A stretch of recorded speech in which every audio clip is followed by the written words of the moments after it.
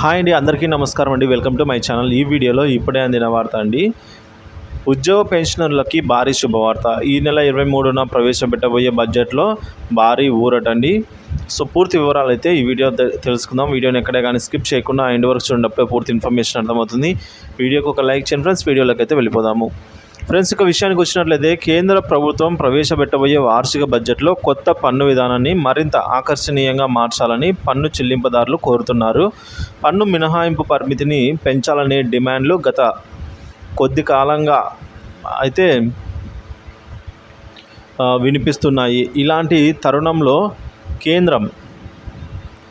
కేంద్ర ఆర్థిక మంత్రి నిర్మలా సీతారామన్ గారు జూలై 23న ప్రవేశపెట్టబోయే బడ్జెట్లో దీని గురించి అయితే కసరత్తు అయితే చేశారండి. వరుసగా 7వసారి ఆమె బడ్జెట్ ప్రవేశపెట్టి రికార్డ్ అయితే సృష్టించనున్నారు 23వ తేదీకి.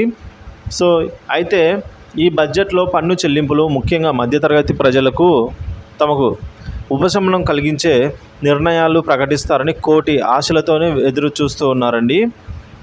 ఇక ట్యాక్స్ పేర్లు మధ్యతరగతి ప్రజలు ప్రధానంగా డిమాండ్ చేస్తున్న అంశం ఏంటంటే కొత్త పన్ను విధానం అందిస్తున్న బేసిక్ పన్ను మినహాయింపు పరిమితిని 3 లక్షల నుంచి 5 లక్షలకు పెంచాలి అని, అలాగే స్టాండర్డ్ డిడక్షన్ లిమిట్ సైతం పెంచాలని కోరుతున్నారండి. కొత్త పన్ను విధానంలో కొత్త డిడక్షన్ బెనిఫిట్లు కల్పించాలని అంటున్నారు. ప్రస్తుతం న్యూ ట్యాక్స్ రెజ్యూమ్లో స్టాండర్డ్ డిడక్షన్ అనేది 50,000గా ఉంది. ఇక ఎలాంటి మినహాయింపు బెనిఫిట్స్ ఇందులో కనిపించలేదు. ఈ క్రమంలో వచ్చే బడ్జెట్లో పన్ను విధానంలో గణనీయమైన మార్పులు చేసే అవకాశం కూడా ఉన్నట్టు పన్ను నిపుణులు అంచనా వేస్తున్నారండి. మరి ఈ క్రమంలోనే పన్ను పరిమితిని 3 లక్షల నుంచి 5 లక్షల వరకు కూడా పెంచే అవకాశం అంటున్నారు. ఇకపోతే